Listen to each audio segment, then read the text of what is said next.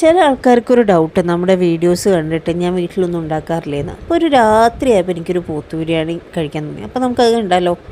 അപ്പോൾ ഇതേ അതിലേക്ക് വേണ്ട ഗ്രീൻ മസാലയൊക്കെ നല്ലോണം അങ്ങ് അരച്ചെടുത്ത് അതിന് ശേഷം നമ്മുടെ പ്രോ കട്ടറിനെ കൊണ്ട് ഇതേ സവാള അരിച്ചുകൊടുക്കുക. പണ്ടിങ്ങേർക്ക് ഏതോ ഒരു ഹോട്ടലിലായിരുന്നു പണി, അല്ലെങ്കിൽ നല്ല സംശയമുണ്ട്. അങ്ങനെ നമ്മളെ പോത്തിലേക്ക് ഇതേ അരച്ച് വെച്ച ഗ്രീൻ മസാലയൊക്കെ അരച്ചങ്ങ് ഒഴിച്ച് അതിലേക്ക് വേണ്ട എല്ലാ സ്പൈസസും മഞ്ഞൾപ്പൊടി, മുളക് പൊടി, മല്ലിപ്പൊടി, പിന്നെ ഗരം മസാല, പിന്നെ വേണമെങ്കിൽ നിങ്ങളുടെ കയ്യിലുള്ള എല്ലാ പൊടികളും ഇടാം.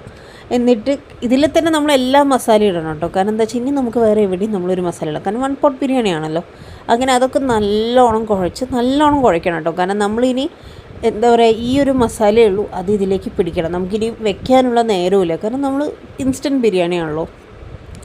അങ്ങനെ നമ്മൾ കുക്കർ നേരെ അടുപ്പത്ത് കയറ്റി വെച്ച് അതിലേക്ക് കുറച്ച് നെയ്യ് ഒഴിക്കണം. നെയ്യ് തന്നെ ഒഴിക്കണം. എന്നിട്ട് ആ നെയ്യിലേക്ക് നല്ല ഹോൾ സ്പൈസസ് ഇടണം. അപ്പോൾ വരുന്നൊരു മണമുണ്ട്. പൊട്ടിത്തെറിക്കാണ്ട് നോക്കണം കേട്ടോ. അതിലെ ഗ്രാമ്പു അധികം പൊട്ടിത്തെറിക്കാറുണ്ട്, അതും കൂടി സൂക്ഷിക്കുക.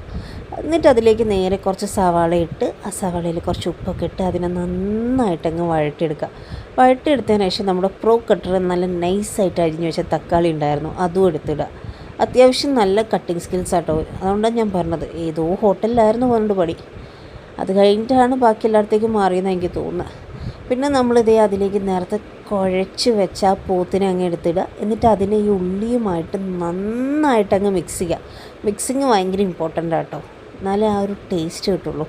ഉള്ളിയൊക്കെ ഇങ്ങനെ അലിഞ്ഞു പോകണം അതിൻ്റെ അകത്തേക്ക്. പിന്നെ അതിന് ശേഷം അതിലേക്ക് വേണ്ട വെള്ളമൊക്കെ ഒഴിച്ച്, ഇവിടുത്തെ പോത്തായതുകൊണ്ട് ഒരു 10 വിസിലോളം വേണം. അപ്പോൾ 10 വിസിലങ്ങ് അടിക്കാൻ വിട്ടേക്കുക. എന്നിട്ട് നമ്മളെ പരിപാടിക്ക് പോവുക. 10 വിസിലടിച്ച് കഴിഞ്ഞപ്പോൾ ഒരു വെള്ളം പോലെ ആയി കിട്ടിയിട്ടുണ്ട് നമുക്ക്. വെള്ളം കണ്ടാരും പേടിക്കണ്ട കേട്ടോ, ഇത് ബിരിയാണിക്കുള്ളത് തന്നെയാണ്. അങ്ങനെ ഞാൻ അതിലേക്ക് 1 പോട്ടാണല്ലോ, അപ്പം ഞാൻ അതിലേക്ക് കഴുകി വെച്ച എല്ലാ അരിയും എടുത്തിട്ട് അതിനെ നല്ലോണം മിക്സ് ചെയ്ത് അതിലേക്ക് വേണ്ട വെള്ളവും നാരങ്ങയൊക്കെ പിഴിഞ്ഞ് ഞാനത് ക്ലോസ് ചെയ്ത് വെച്ച്. പക്ഷേ തുറന്നു കഴിഞ്ഞപ്പോഴാണ് എനിക്ക് മനസ്സിലായത് ഇത് അരി മാറിപ്പോയി, അരി വെന്തിട്ടില്ല.